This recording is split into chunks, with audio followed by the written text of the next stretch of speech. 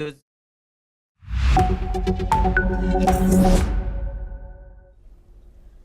and welcome. I'm Asuma Katauka and you are watching NewsX World. Let's take a look at some of the top stories.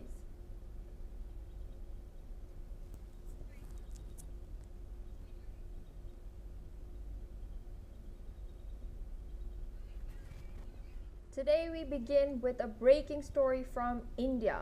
An Air India flight en route from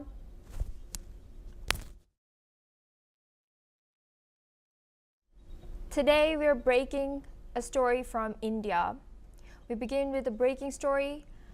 An Air India flight en route from Ahmedabad to London has crashed shortly after takeoff. The Boeing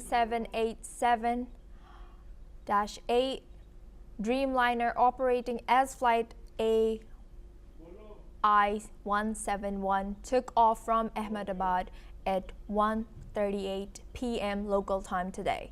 Just 5 minutes later, it went down in a residential area called Meghani Nagar. Thick smoke and dust could be seen for miles. On board were 242 people, including 230 adults, 2 infants, and 12 crew members.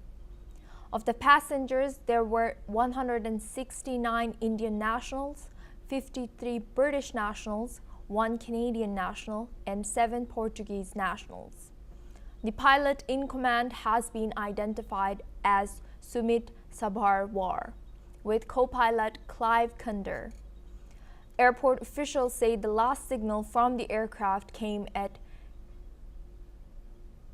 8:08 UTC, just seconds after liftoff. The Sardar Vallabhbhai Patel International Airport has been shut down and all flights are temporarily suspended. 3 NDRF teams comprising 90 rescuers have been rushed in from Gandhinagar, with more teams en route from Vadodara. Directorate General of Civil Aviation officials who were already in Ahmedabad for another task are now investigating this incident. More updates as they come in. Now we have guest Dr. M.J. Augustine Vinod. He's a former Indian Air Force officer. He'll join us now. Thank you so much for joining us today. What more can you tell us about the current situation and the seriousness and significance of this accident? Yeah, it's a good question. In fact, I even fly the big jets. Prima facie, what appears to me, I mean, if you look at the history of the Dreamliner 787 in 2013, if you remember, it was grounded for a while because of electrical firing, because of its lithium-ion battery catching fire, which was an electrical issue. And there was a Latam Airlines, I remember, which had some in-flight incident in which 50 people were injured. And the first crash of 787, I think, is this one. I don't recall any other crash of 787 Dreamliner prior to this. And this particular aeroplane, 32279, is the serial number of this aeroplane, and the Victor Tango Alpha November Bravo, VTA and B is the registration. This particular aeroplane has done only 11 years in service. And a reason why an aeroplane, as we can see in the visuals, sinks back into the ground are only 3. First is the hot and heavy takeoff, which in this case is not the case because as it got lifted off cleanly. Secondly is when you have an engine loss. When you listen to the audio, I'm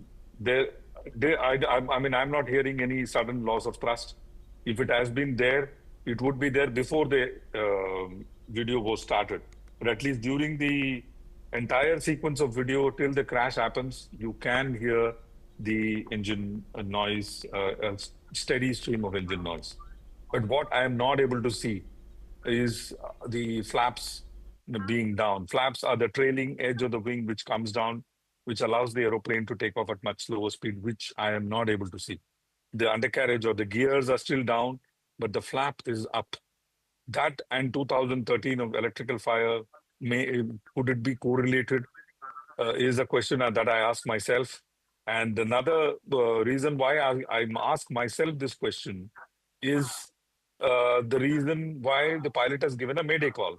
So mayday, when pilot declares a mayday, he requires an urgent help in a single engine. And let me reiterate this and repeat it. This aeroplane is capable of taking off after a speed called V1 at which we take off and comfortably come back and land in a single engine. It is designed for a single engine flight.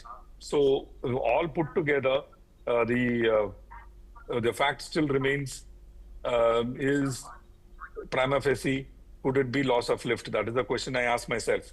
Why did the flaps go up is something only the FDR will be able to tell us. What led to the crash? Without the FDR, even the God won't be able to tell us what led to the crash.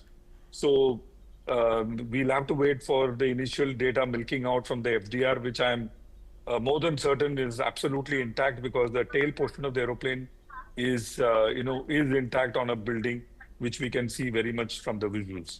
So milking out data from the FDR quickly, because the FDR or the black box is in the tail, is not going to take time.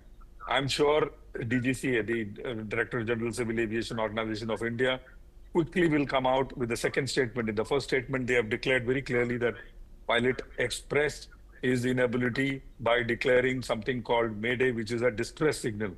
So there has been a distress.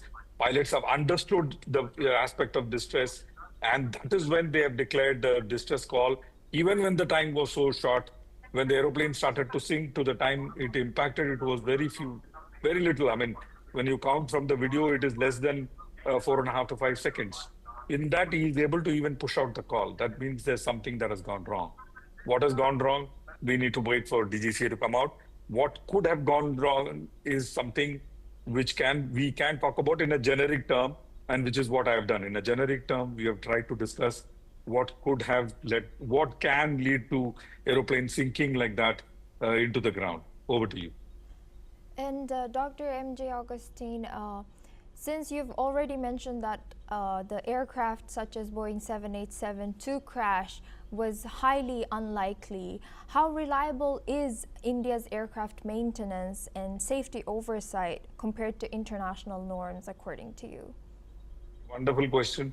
In India, maintenance is it is our bread and butter. There is I have had the opportunity of looking at many international airlines, training with at least 3 international airlines separately. The Indian maintenance people I have met with many who are working in many other international airlines. So if you go to, I can name a few. If you go to many of the international airlines, ask who is the chief pilot, more often than chief engineer, or one of the senior engineers, more often than not, you will come across that he will be an Indian. Because in India, maintenance is extremely serious. B, there is no shortcut that is taken. And C, we follow everything by the book. If the book says a particular part needs to be replaced at say 100 hours, we might do it at 90 and not 101 or 100.1. So maintenance aspect, absolutely spot on, bang on in India. Over to you. And then should Air India and the DGCA have foreseen any red flags in this flight's maintenance and the crew's preparedness? Not even neither in the aeroplane nor in the airline. So both are two different entities. See, this is the first crash involving Boeing 787. This is not 737 MAX. 737 MAX had a very unfortunate back-to-back crashes, which we saw in Lion Air and one in Africa because of something called MCAS. This is not the case. And I also pointed out to you in 2013, the entire Dreamliner fleet was grounded because of some electrical issue. So was it completely sorted out is the question I'm asked myself. Over to you. And now we have another breaking news. Thank you for joining us today. Flight operations have resumed at Ahmedabad airport from